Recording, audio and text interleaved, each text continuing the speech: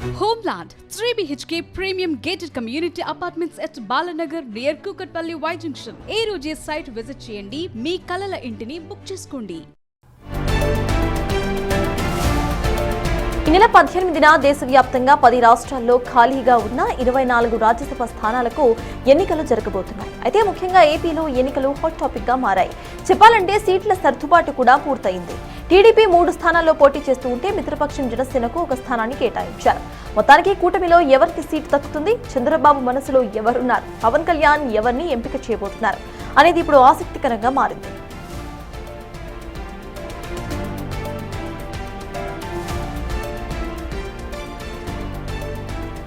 TDP 3 స్థానాలకు గాను ఇవాళ్లే అభ్యర్థులను ప్రకటించే అవకాశం ఉంది. రేసులో విద్యాసంస్థల అధినేత భాష్యం రామకృష్ణ, ప్రస్తుతం ఎంపీ సానా సతీష్లతో పాటు సీనియర్ నేతలు కంభంపాటి రామ్మోహన్ రావు, గల్లా జయదేవ్, టీడీ జనార్దన్, రెడ్డిపాగారి శ్రీనివాస్ రెడ్డి, ఇక వరళ్ల రామయ్య లాంటి నేతలు టికెట్లు ఆశిస్తున్నారు. మరి సీనియర్ల రేసులో చంద్రబాబు ఎవరికి గ్రీన్ సిగ్నల్ ఇస్తారనేది ఇప్పుడు సస్పెన్స్ గా మారింది. ఇక జనసేన విషయానికి వస్తే ఆ ఒక్క సీటు ఎవరికి దక్కుతుందనే దానిపై క్లారిటీ వచ్చేసింది. ప్రముఖ పారిశ్రామికవేత్త లింగమనేని రమేష్ పేరు జనసేన అభ్యర్థిగా దాదాపు ఖరారైనట్టు పొలిటికల్ సర్కిల్స్ లో టాక్ నడుస్తోంది.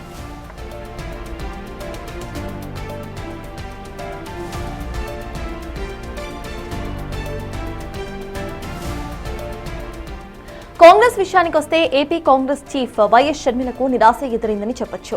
ఏపీ నుంచి ఆమెను రాజ్యసభకు పంపిస్తారనే ప్రచారం జరిగినా సరే చివరిలో సమీకరణాలు పూర్తిగా మారిపోయాయి. పోనీ పక్క రాష్ట్రాల నుంచైనా అవకాశం ఇస్తారనుకుంటే అక్కడ కూడా సీన్ రివర్స్ అయిపోయింది.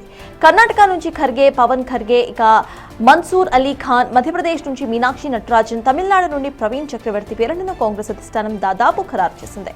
దీంతో షర్మిలకు ఈసారి కూడా ఢిల్లీ వెళ్లే అవకాశం దక్కనట్లే కనిపిస్తోంది. ఇక తమిళనాడులో దళపతి విజయ్ నేతృత్వంలోని టీవీకే కూడా పొలిటికల్ ఎంట్రీతోనే ఒక రాజ్యసభ స్థానాన్ని కైవసం చేసుకునే దిశగా అడుగులు వేస్తోంది. ఈ నెల 8న నామినేషన్ల దాఖలకు చివరి తేదీ కావడంతో 2 రోజుల పాటు రాజకీయ సమీకరణాలు వేగంగా మారబోతున్నాయి.